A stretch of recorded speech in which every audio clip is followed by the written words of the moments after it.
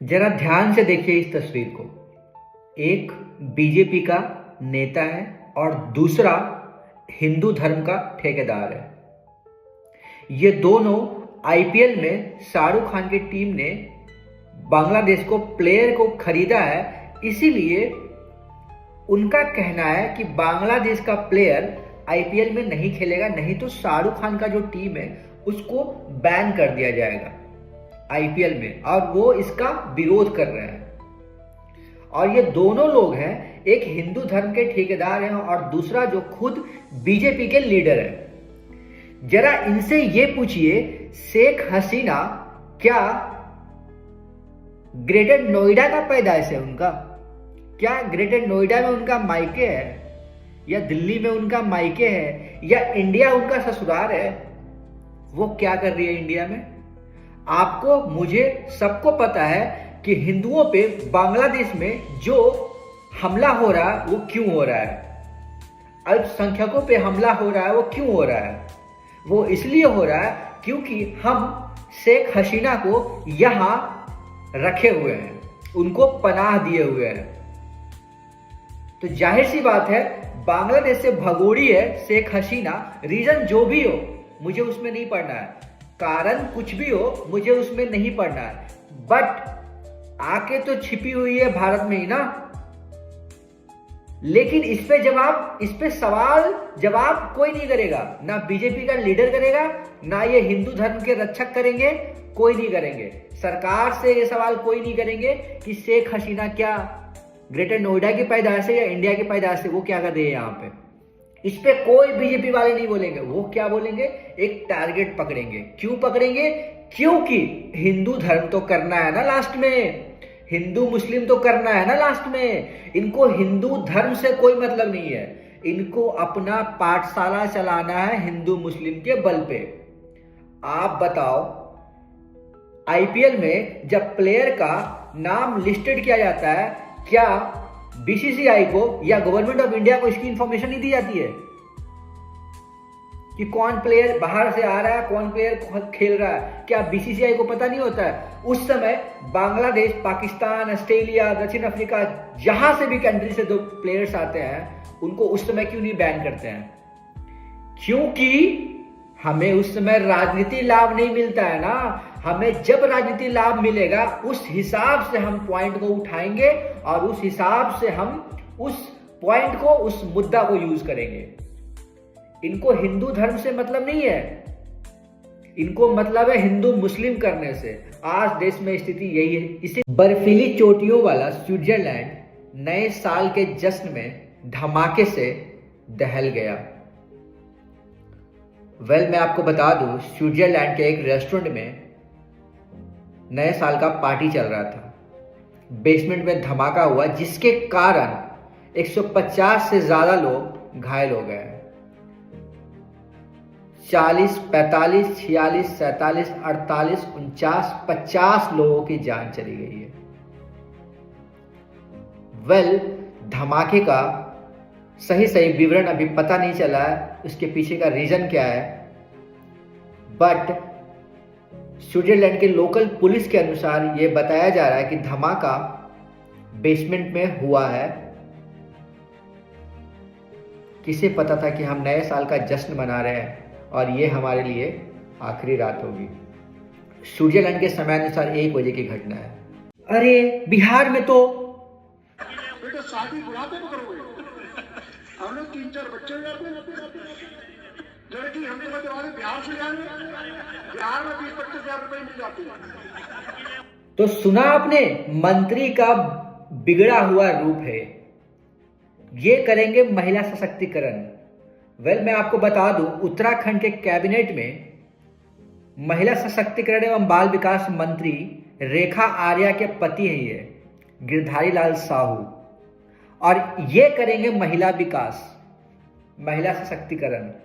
जिनको दूसरे स्टेट की लड़कियों के बारे में ऐसा बयान देते हैं, ये दरअसल ये नहीं बोल रहे, इनके सत्ता का नशा बोल रहा है। पब्लिक को जागना होगा इनको नशा से दूर भगाने के लिए, वरना ये अफीम के नशा के जैसे ना चल रहे हैं दीन में भी। गोलियों की तड़तड़ाहट से रोहिणी सेक्टर 24 गूंज गया। प्रॉपर्टी डीलर के घर के बाहर दहशत का माहौल है।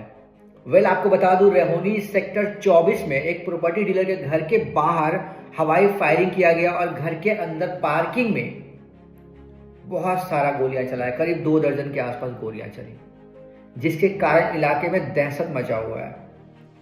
और ऐसा बताया जा रहा है कि प्रॉपर्टी डीलर को इंटरनेशनल नंबर से रकम के लिए मैसेज आ रहे थे, व्हाट्सएप कॉल आ रहा था और मैसेज आ रहा था और फोन की धमकियां आ रहा था। उसके बाद यह घटने को अंजाम दिया गया है। पाकिस्तान कहने का तो हमारा पड़ोसी है, बट सबसे बड़ा दुश्मन हमारा पाकिस्तान ही है। अपनी हरकतों से पाकिस्तान बाजी नहीं आ रहा है।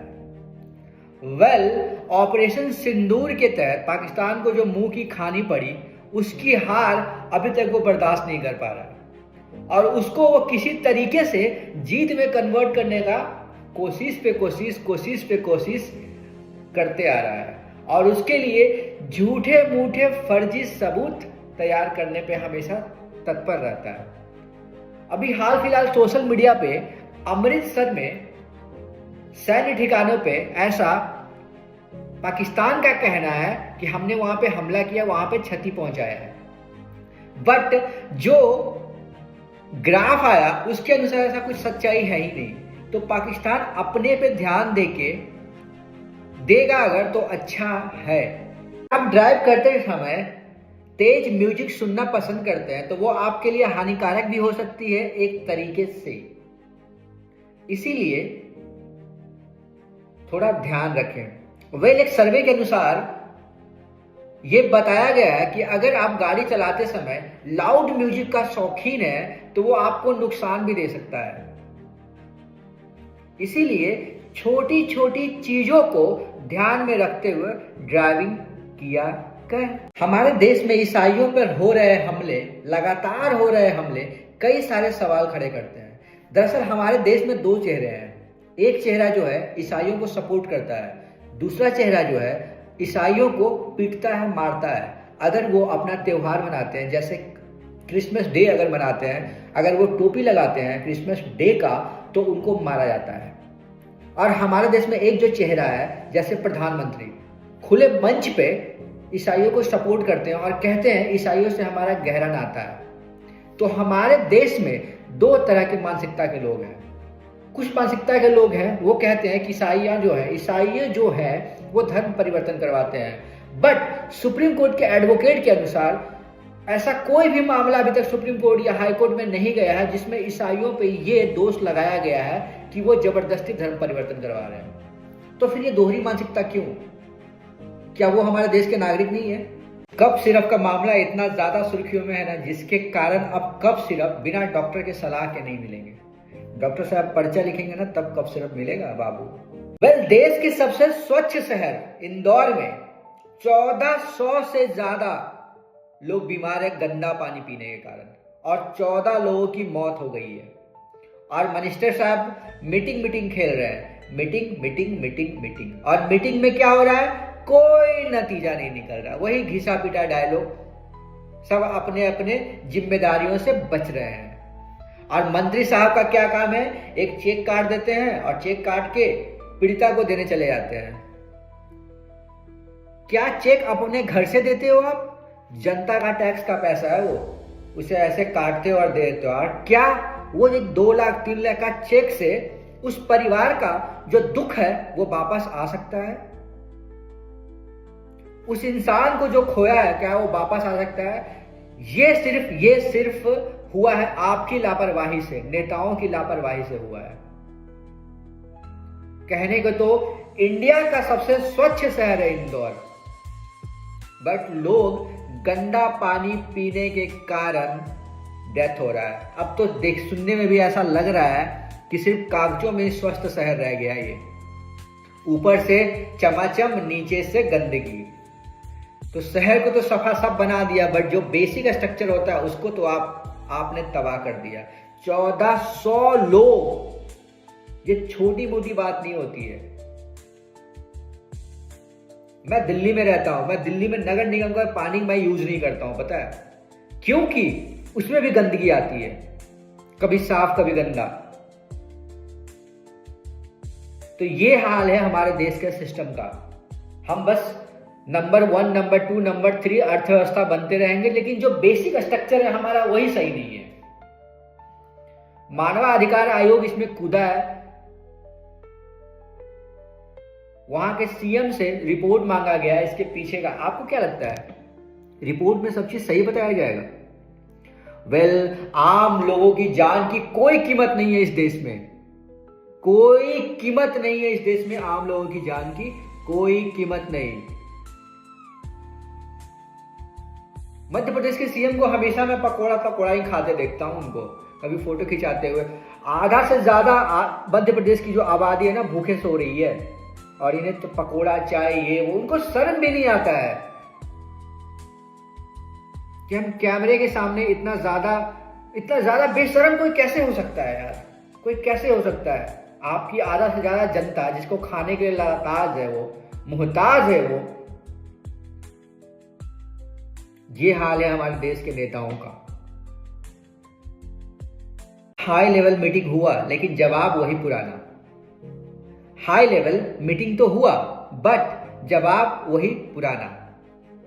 मीटिंग खेलते रहिए, लोगों का जान जाते जाएगा, आप बस मुआवजा दीजिए जैसे कि मुआवजा आप अपने घर से दे रहे हैं। यही तो काम है सरकार का। सरकार का यही काम है ना, मीटिंग करते हैं फिर मुआवजा देते हैं। मुआवजा ऐसा लगता है वो अपने घर से दे रहे हैं। 1400 से ज्यादा बीमार हैं गंदा पानी पीने के कारण इंदौर में, और 14-15 लोगों की मौत हो गई है। जवाबदेही किसकी है कोई नहीं जानता, सब अपना अपना पल्ला झाड़ रहा है। मंत्री साहब तो पहले ही अपना पल्ला झाड़ देते हैं, सारे अफसर पे अपना गुस्सा निकाल देते हैं। मंत्री साहब बस मीटिंग करते हैं, यही काम है। 1400 लोग बीमार होना आम बात नहीं है, ये कोई छोटी मोटी बात नहीं है। एक की भी मौत होती है